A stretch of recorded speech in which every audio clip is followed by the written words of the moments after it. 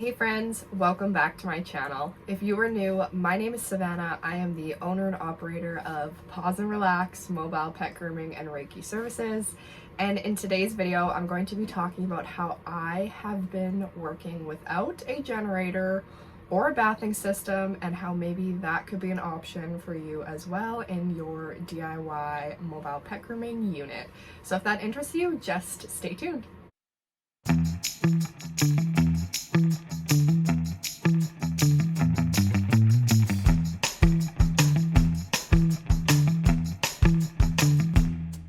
Okay guys, so before I say anything else, I just want to say that using some old school iPhone audio because my mic is currently charging still. I didn't plan ahead.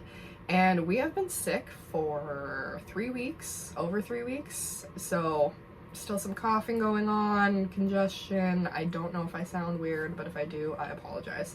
Just wanted to get that out of the way. I'm in the office today. This is my DIY mobile pet grooming van that I built with my husband. I say that very lightly because he did probably 99% of the work. I just did the designing and lots of research and kind of telling him how I want things to look and where things go, etc. I have made quite a few videos about our build. I have a video dedicated just to our generator and how that works in the back of the van, and how I have a Honda generator in the van and still survive. And I will link that video if you are interested in learning more about running your van or your trailer or your unit off of a generator. I have a bit of a documentation series of us building the van. At that time I wasn't big into YouTube, so unfortunately it's not super in-depth, but it is quite interesting. And if you are going on a journey of building a unit yourself, I suggest there's a Facebook page about building your own unit that I found very helpful in the beginning. And also hopefully upcoming in the future, I will have more resources and videos and stuff that can help you guys along the way, but that's kind of still in the works. Today I want to talk about the option of not having a generator or a water system. So not using a water pump in the back, not having to have big tanks in the back, not having a water heater. And this would only apply for certain types of mobile groomers, and we're gonna get into that. So for the past almost 2 years, my daughter Millie is not 2 yet, and it was shortly after her I started going no generator, no water system. Now how this came about was my daughter was born, and about 4 months later I started doing dogs here and there. Because I was still postpartum and had a baby, I had people bringing their dogs to me, even though I groom out of a van and I am mobile. I would groom in my driveway in my mobile van. Usually in the beginning it was only like a couple dogs a week, so like maybe a Saturday morning or one in the evening, that sort of thing. Eventually, as she got older and I got more comfortable, we built it up to about a dog an evening and then a couple Saturday morning, mainly just planning my work schedule around when my husband was home. So what I realized when I was only doing one dog at a time was that I didn't need all the water filled up in the back. And also because I was staying on my property in my driveway, and at this time we were still living in the city, I didn't want to be running my generator every single night for 1 to 3 hours, depending on how long the dog took, and annoy my neighbors and potentially get in trouble. Beforehand, on and off, we had a system where I could plug into our house and run all of the van stuff off of our house. And that was just simply running an extension cord from the generator. There's an actual plug-in on the Honda generator, so I would just plug into that. Everything else would be like connected to the generator, and then it would just go off of our house. Now, that being said, we had to put in a 20 amp breaker because the K9 2 dryer that I use, that alone is 20 amps. And in the beginning of trying to figure out how to run everything off of house power, it would always be the dryer or a space heater, because you guys know they suck a lot of juice, that would trip our housebreaker.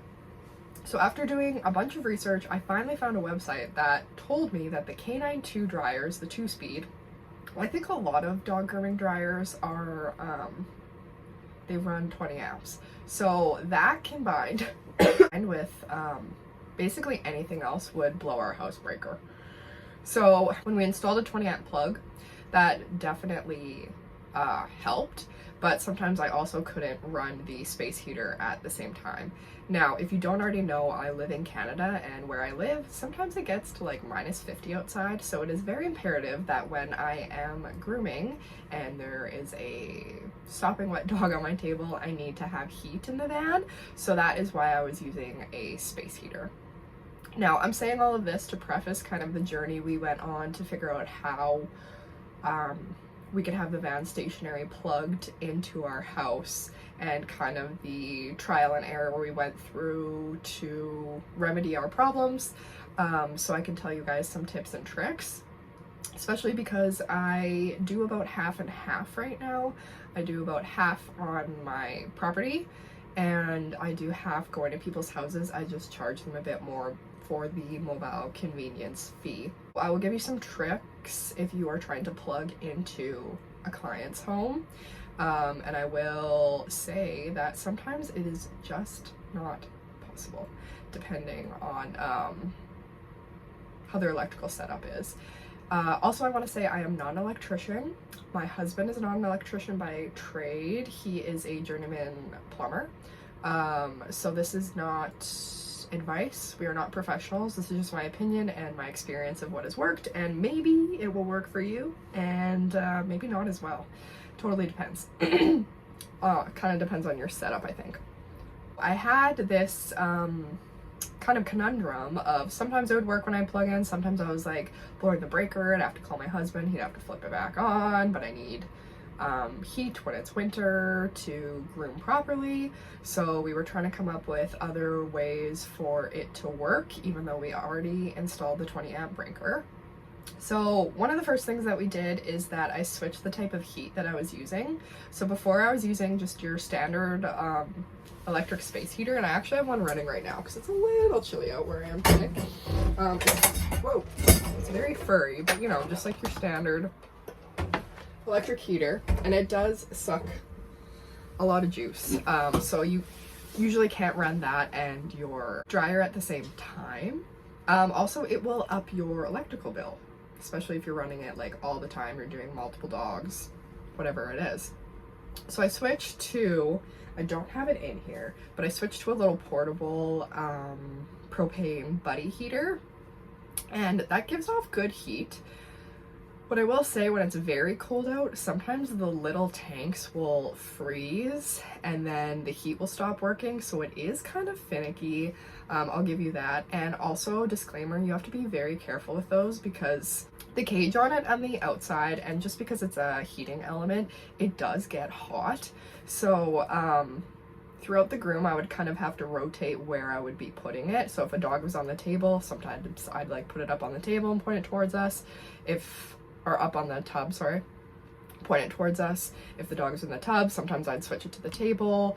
But a lot of what I do while I'm grooming is anticipating bad things happening. So sometimes I would put it on the floor because I'm like, well, what if this dog gets out of the tub, jumps on the table, and touches the element?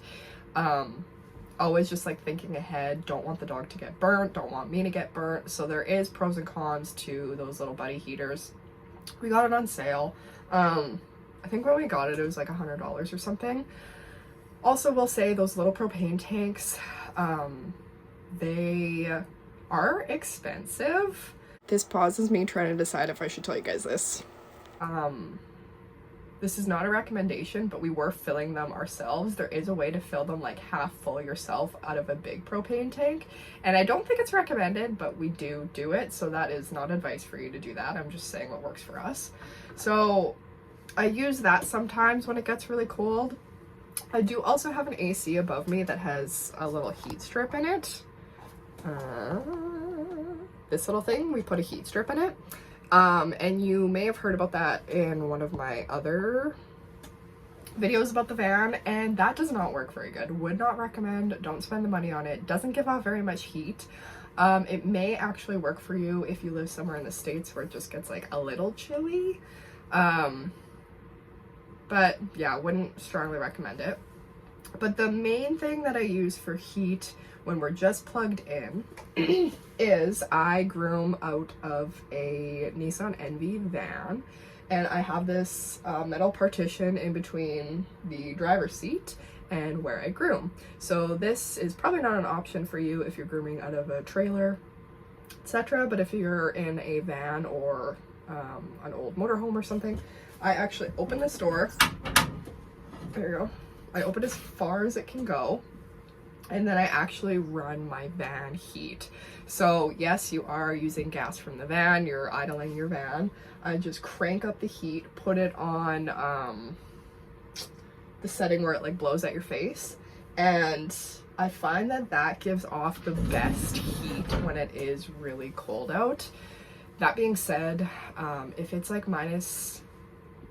for sure minus 40 Celsius, and I think at minus 40 that's when Celsius and Fahrenheit are the same, I will just reschedule dogs because it's way too cold. I'm cold, my toes are cold, and if I'm cold, then a dog that I've just bathed and is wet and I'm blowing cold air onto it is going to be cold, and it's just unsafe. So I will reschedule at that temperature on. That kind of covers our heating issue. So what I will say is that if you're plugging your unit in at your home, I suggest a 20 amp breaker. I think there is breakers higher than that. I'm gonna have to check with my husband. I'm not one about gender roles, but I am kind of a classic woman in the way that I know nothing about like electrical and plumbing and all that jazz. So yeah, going on this journey, a lot of it is led by my husband with like fixes and repairs to the van and how it runs, and yeah, just like remedying problems. So for almost 2 years, for sure 1.5, I haven't even ran the generator. We would like to get it up and running for the cases where I can't just plug in. My husband thinks at this point it probably needs a new carburetor. It's full of gas from 1.5 years ago. I had to switch my setup a little bit, but I believe that's called Shoreline Power. At least that's what it was called when I groomed out of a Wagon Tails van, and there was the option to run a cord to people's houses, but it didn't always work. Now, this video is getting kind of long, so I'm going to try to like condense it a little bit. But if you are driving your unit to somebody's house and you're going to try to run off of their house power, first of all, get their consent first, obviously. Give people the option to either come to me and it's a lesser price, or I come to them, but I have to be able to plug in and it is a little bit more of a charge because of drive time, etc. And I've heard mixed reviews on doing this type of mobile grooming. If there is a specific reason why you don't like to do it, please leave it in the comments down below so that we can educate other groomers and people can make an informed decision if it works for them and their business. So if I'm going to somebody's house, I find, this is my #1 trick, I will generally try to plug in on the outside of their garage first. Lots of places like apartment buildings are no-goes and townhouses are no-goes, so I just say that I just can't even go there. Once again, this type of mobile grooming and service is only going to work for a specific type of groomers. I have a set clientele base. I don't take new clients. I have a very personal relationship with my clients, so most of them are either okay with making the drive. We're only a couple minutes out of the city anyways. Making the drive to me or me plugging into their place because they just want me to groom their pets, and I appreciate that so much. For newer clients, this might seem kind of weird and you might not be comfortable with it. You'd rather come with your own power source like a generator, and I totally understand that. First off, I find that the plugs on the outside of garages usually tend to be a little bit stronger than the plugs on just like the outside, the side of a house. Now, this is where it's going to get sticky. If you have lots of stuff going and you need a 20 amp breaker and all that stuff, I find about 99% of the time, if you're plugging into the outside of a house or a garage, if it has those two little buttons, like GFI things, sometimes as soon as I plug in, even if my van is not running everything, it blows that little GFI, and no matter how many times you reset it, it just keeps blowing because it's too much power. So my number one tip, if that doesn't work, get them to open their garage door and I plug in inside their garage. Most of the plugs inside garages don't have the GFI, so you're not gonna trip it. What you would potentially trip is their actual breaker. So there is a little bit of a way that we found around that as well. So I find that the plugs inside the garage are a little bit stronger. Now there is going to be some like fiddling with if they have large appliances in their garage plugged onto the same circuit, like deep freezes, fridges, etc., that are plugged in there. It's on the same circuit. You plug in your van or unit, it might not support it.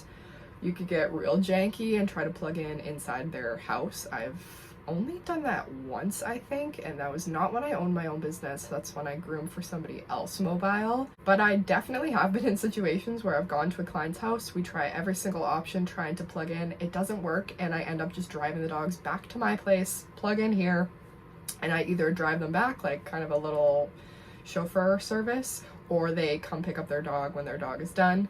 Depending on how that plays out and happens is how I decide how I'm going to charge them, if I'm going to charge them the extra convenience fee or not, or how much work it was for them and for me.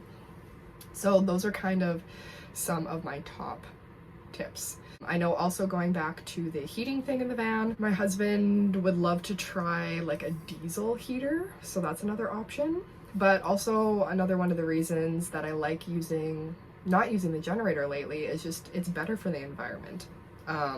Mobile grooming isn't going to be perfect for the environment. It definitely is more for the convenience, but not running your generator the whole time is helpful. Now, another place that it's going to get kind of sticky plugging in, especially if you're going to people's houses, is going to be your AC unit, especially if you live in the States. I find that I can't run my dryer and AC at the same time. It's going to blow breakers. So you kind of have to plan your grooms around that. If you're using your dryer on, say, a really big fluffy dog, it's starting to get hot in here, you need to use the AC for a bit, you might have to turn off your dryer, turn on the AC for a bit, and move on to something else. Do nails, clean ears.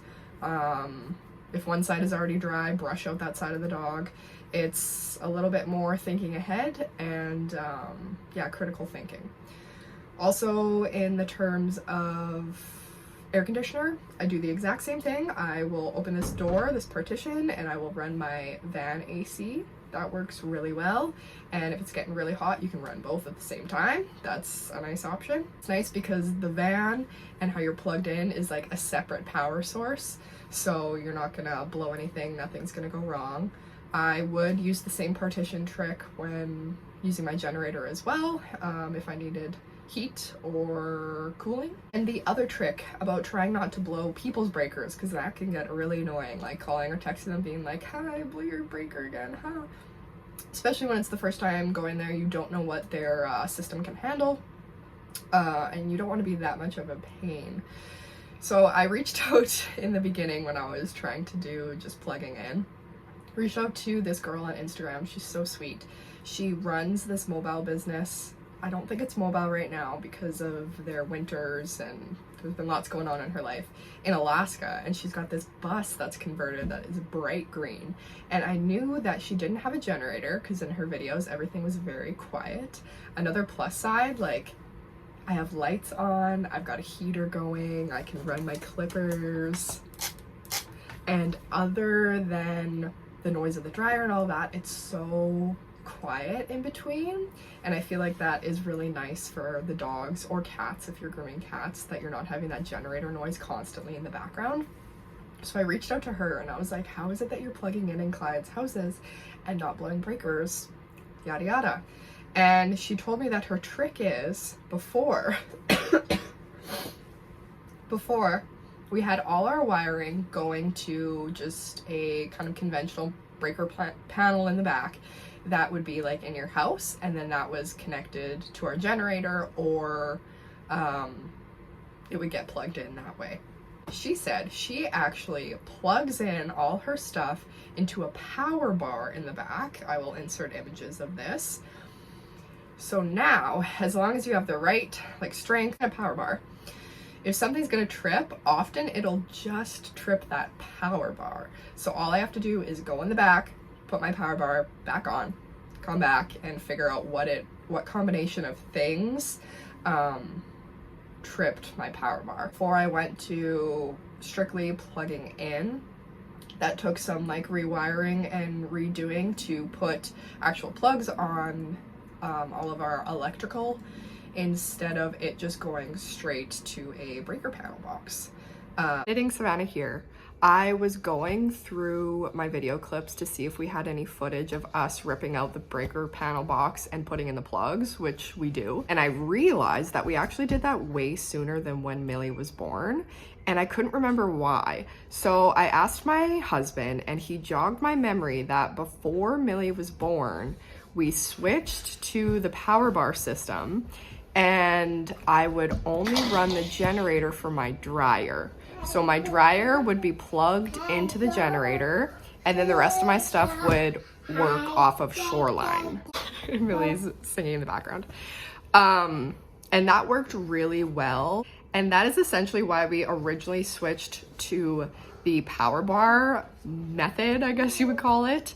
So I had the option to plug different things into different power sources. So then when Millie was born, and I took some time off, the generator hadn't ran in so long, we were like, hey, why don't we just try going generatorless? And I've been doing that ever since. So another option for you is to have two different power sources, plug some things into people's houses, run some things off your generator. If you have to use your air conditioner a lot, if you're somewhere hot, you could plug just your air conditioner into the generator.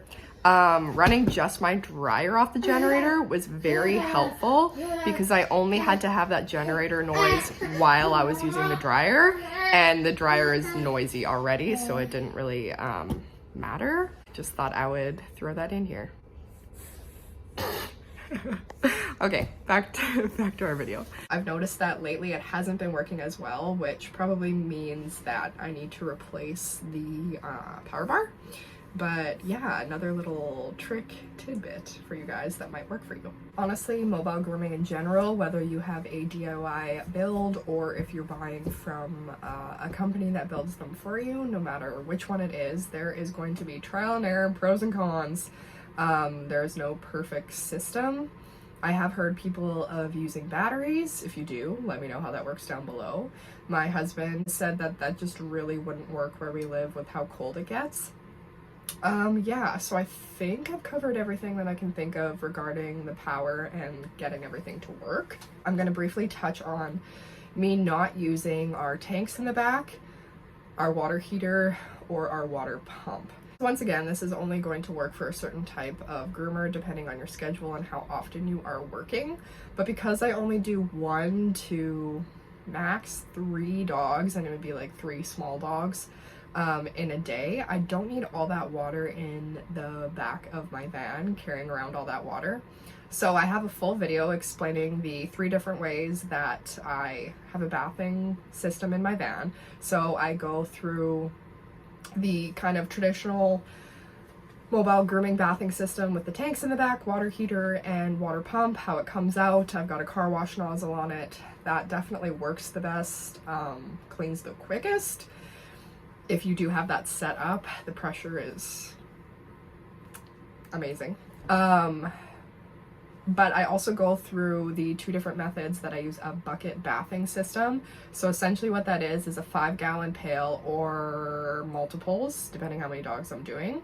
In my tub, I've got a little camping shower hose that I use for power rinsing. And yeah, I'll wash dogs that way. Way more in-depth video, you can go watch it here. All the links are also through Amazon if you want to buy any of the products. I just don't need to use my system in the back, and I just fill up my water either warm or hot depending if I have to drive to the client's house. I've kind of gauged how to get it the right temperature especially in the winter when it's cold. And yeah, it works really well when you're only doing one dog. I do have to lug out the 5-gallon pail, so that's kind of heavy if I have to fill it all the way. But yeah, I've got a bucket in my tub, and I've got a bucket underneath for the gray water, and I just pour out the gray water when I'm done. We live on an acreage, I just go toss in the bush. Yeah, it's really slick. So I thought I would share with you guys. I always try to be transparent about business and personal life, and lately mental state and all that jazz. Wanted to share with you guys how I have been mobile grooming and also grooming at home lately. And yeah, I'm not using the generator, I'm not using my bathing system, and it's been working for me. I love the peace and quiet, and yeah, maybe this is an option for you. Could save you some money. Maybe it'll work for you, maybe it won't. I would love to hear your opinions down below, how you mobile groom, any tips and tricks that you have in any way possible. I always get so many questions from people asking about power source and how to build their unit and all these things, and there's so many different options. I am no expert. I don't think anyone's an expert. I keep filling up my storage and I keep having to take my filming setup off, so I'm just gonna wrap this up. But what I was saying was there's a lot of trial and error in mobile grooming, no matter what kind of unit you have. So I think it's great if we can support each other, give each other ideas, and yeah, I'm always just trying to stay as transparent as possible with you guys. If you guys enjoyed this video, please give it a thumbs up. Leave me a comment down below. Let me know if you're a groomer, aspiring groomer, if you work for a salon, if you own a salon, if you're mobile, if you own your mobile. I'd love to connect with you guys down below. If you haven't already, click that subscribe button. As always, trying to get back in a better schedule, but we shall see. And as I'm looking in the background here, I've had people ask me about this little magnet I made. So I'll end with this. It says, by doing what you love, you inspire and awake the hearts of others. So everybody just keep doing you, keep doing what you love. Others will see it. And yeah, I hope you guys are doing well, and I will see you in my next video. Bye guys.